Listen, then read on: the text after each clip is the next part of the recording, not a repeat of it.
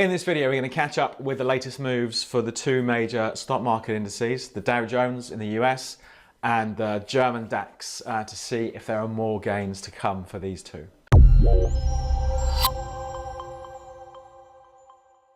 Hello, I'm David Jones, and this is the regular market update for stock market indices. We're going to take a look at the Dow and the DAX. But first of all, before we get into that, at the end I'm going to talk about a competition we're going to do for predicting the markets in a week and a half's time, and the prize for this, we're going to do a one-on-one trading session, answering any questions you might have about trading with me via Skype. So make sure you watch to the end of the video and I'll give you a bit more details about that. But let's take a look at these stock markets. Last time around, I was asking, would we see new highs in US stock markets? And we have seen it, albeit briefly, particularly when it comes to the Dow. We'll look at this in a bit more detail. But these markets have continued to gain ground, pushing out through the January highs. The last couple of days have been a little bit quiet. Does it change that overall strong trend? Let's take a look at the Dow, at the US 30, at some of the levels to watch if you're trading it. So here's the Dow. Last time around when we were looking at this, we were saying, are we going to see fresh all-time highs? And we've had it over the last week. The market has, albeit briefly, squeezed out through those old highs that we saw in January, just before markets sold off into February. So we've seen a strong performance. This recovery that started properly in June of this year from about 24,000 has gained, 10%? In the last few months. Understandably, it's looking a bit overbought down here on the RSI. So there's definitely scope for, after the strength we've seen, for something of a correction. But we've got so many potential pockets of support that the uptrend line coming in around about 26,000. We have these old lows. Let's just zoom that in a bit. From here, from September, coming in about 25,750. So even though there is scope for the market to sell off, it would take a fall of probably 800 to maybe 1,000 points to change this bigger recovery. Let's take a look on the short-term chart. So here's the hourly chart. We can see for the end of August, the market traded as high as 26,200, and this was a real ceiling for any progress up until the last week or so. Finally, it broke out. So we have the classic breakout through a level that has proved to be a problem in the past, and the market has moved higher. But looking at this, we can see support levels if we do start to sell off in the short term, 26.4, then back here to 26.250, then this big support coming in at 25,700, 25,750. So again, going off that longer term chart, we are a bit overheated in the short term, so a sell-off is always possible, but for now at least there remains an appetite, I think, to be a buyer of the dips. So the last couple of days have been a little bit quiet, but it still looks like if we have any weakness, it still looks to be a buying opportunity, and that has been the theme over recent months. Buyers have stepped in whenever the market has sold off. We've seen that trend that has held this index up, and so far at least, nothing has changed. So I think, again, if we did see this market under some pressure, it wouldn't be surprising to see the buyers come back in and lift it back up, maybe to fresh all-time highs again.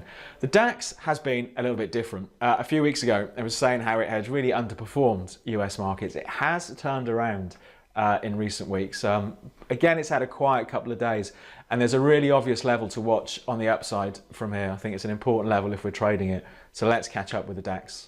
Here's our DAX chart, so the German 30, as we call it on the platform. So a few weeks ago, we were looking in this area, around about, just below 12,000, as an important one, because we'd seen lows set August 2017, again March of this year, and we had seen the market turn around off this level. We've seen the same thing happening again, just showing how important these previous big levels are. So we've seen the market rally about 500 points over the last few weeks, getting dragged higher as those US stock markets move out. But the last few days, we haven't seen much in the way of progress. And I suppose this correction here that's arguably still going on.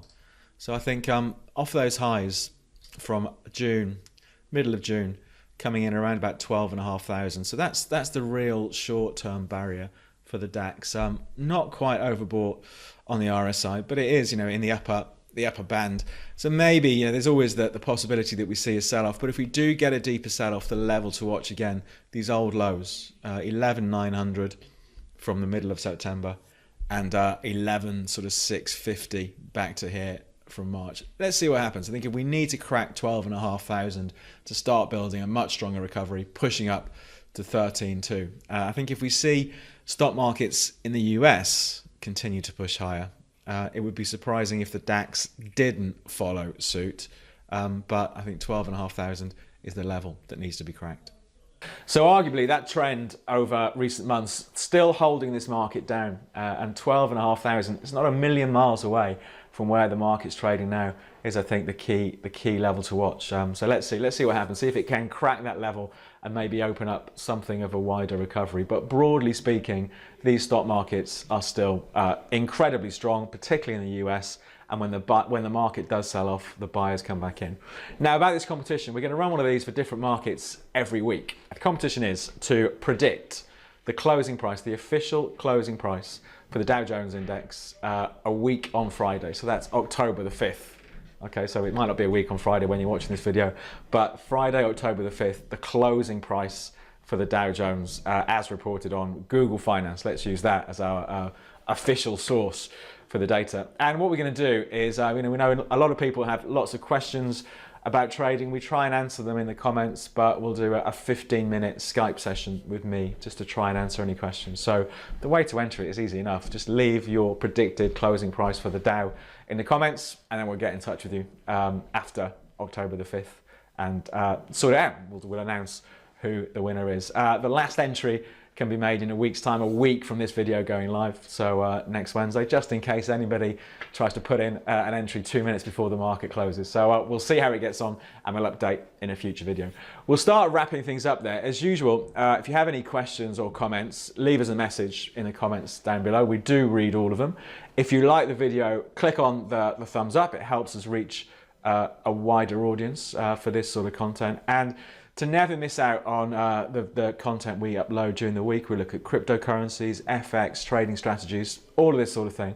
Just make sure you're subscribed by clicking on the subscribe button. And if you click the alarm bell notification, you get automatically notified every time we upload a new video. But for this week, from me, David Jones and Capital.com, we'll leave it there, and I hope you have a good trading week.